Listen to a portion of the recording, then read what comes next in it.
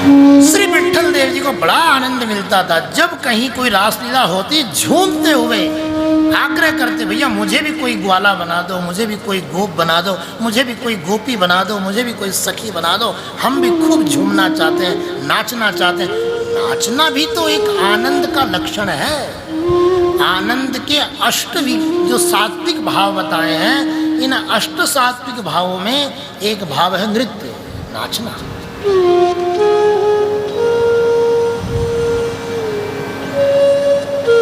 एक बार राधाष्टमी के पर्व पर ही श्री बरसाना में रासपंचाध्यायी का मंचन हो रहा था। ध्यान से सुनना। रासपंचाध्यायी भगवान की जो रासलीला का भाव है, इस भाव का मंचन बरसाने में हो रहा था। बड़े भाव से श्रोतागण, दर्शकगण खूब आनंद ले रहे थे और विट्ठल देव मौका पाकर उस मंडली में शामिल हो गए। हमको भी रखना, हमको भी नाचना है, उनको शामिल कर दिया। तो रास पंचाध्यायी में 5 अध्याय हैं और 5 अध्यायों में अलग अलग विषय है। पहले गोपियों का और भगवान कृष्ण का वार्तालाप, फिर उसके बाद में कुछ क्षणिक मिलन, उस मिलन में अभिमान की अनुभूति, अभिमान की अनुभूति होने पर भगवान का विरह, भगवान का अंतर्धान होना, और फिर गोपियों को विरह, फिर गोपियों के विरह के बाद में परमात्म तत्व का चिंतन, गोपी गीत आदि आदि प्रसंग, और फिर आखिरी में महारास। अब देखो ठाकुर जी की ऐसी लीला, जिस दिन महारास का प्रसंग था, 5 दिन की लीला थी, 4 दिन तक तो ये बाकी प्रसंग हो लिए, 5वें दिन महारास होना था। 5वें दिन का बड़ा उत्साह था सबको कि खूब आनंद आएगा, जब ठाकुर जी खूब झूमेंगे सखियों के साथ, गोपियों के साथ खूब आनंद आएगा। विट्ठल देव भी खूब उत्साहित थे, खूब आनंद हुआ।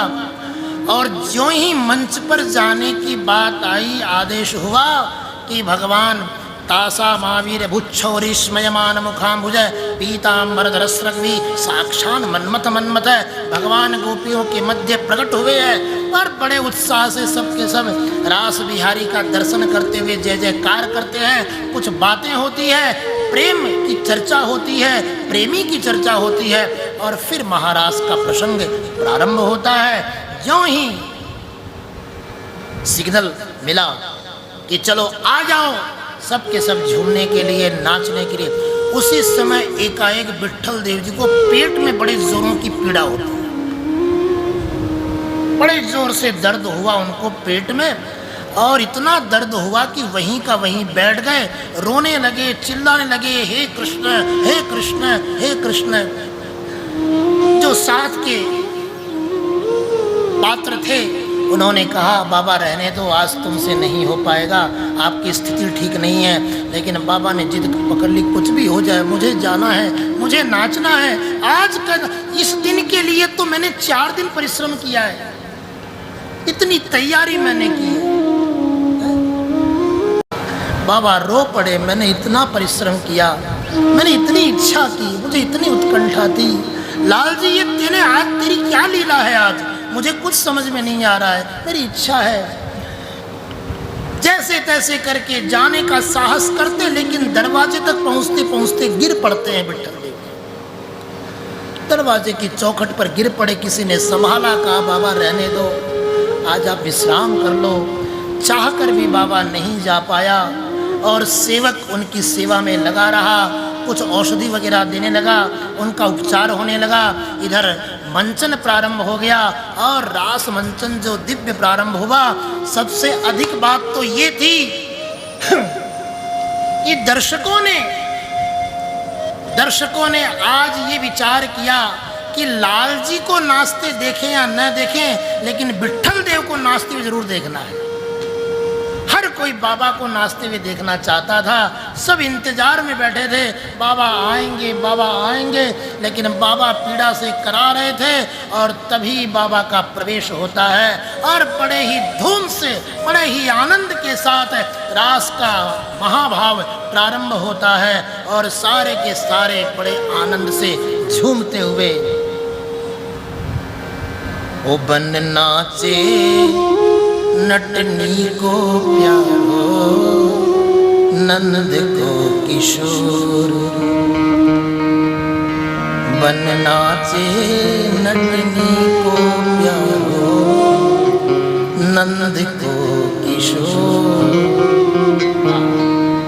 एक दूसरे पर तिनके फेंकते हुए किशोरी जी और लाल जी आपस में कुछ मौन भाव प्रदर्शित कर रहे हैं और बड़े ही झूम से मंडली ने जो गान किया है, रास लीला का पद गाया है और उसी पद में झूमती हुई गोपियां उस रास लीला का मंचन कर रही है। उन गोपियों के मंडली में ही विट्ठल देव भी नाच रहे हैं। सब के सब बड़े आनंद से विट्ठल देव की ओर देख, लाला को तो कोई देखे ना, सब विट्ठल देव जी की ओर क्या झूमते हुए नाचते हैं। विट्ठल देव सहज भाव से नृत्य करते हुए विट्ठल देव दिखाई पड़ते हैं। खूब आनंद से बाबा ने झूम कर नाचा और अंदर जो सेवक उपचार कर रहा था उसके मन में इच्छा हुई कि चलो बाबा को कुछ नींद आ गई है तो मैं भी थोड़ा नृत्य देख लूं, मैं भी थोड़ा मंचन देख लूं। वहां जब गया, जाकर उसने देखा तो बाबा तो यहां नाच रहे हैं। बाबा को देखकर सेवक चौंक गया, अरे मैं तो इसको अंदर छोड़ के आया हूं, बाबा यहाँ कैसे पहुंच गया। दौड़ कर गया, जाकर देखा तो बाबा सो रहे हैं। ओ बाबा, ये क्या लीला है, क्या तेरा कोई दूसरा भाई भी है? बाबा चौंक कर जागे, कैसी बात कर रहा है? बाबा, आज तुझे मंच पर चलना ही होगा।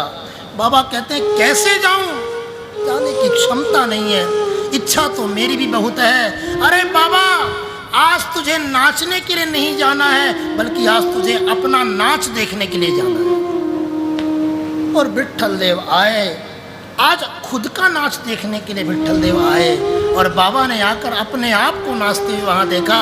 पहचान गए बाबा, ये और कोई नहीं है, मेरी भूमिका को निभाने के लिए आज साक्षात रास बिहारी ने विट्ठल देव का रूप बनाया और खुद नाचने लगे। आज बाबा ने खुद का नाच देखा कि मैं कितना सुंदर नाचता हूँ, मैं कैसे भाव से नाचता हूँ।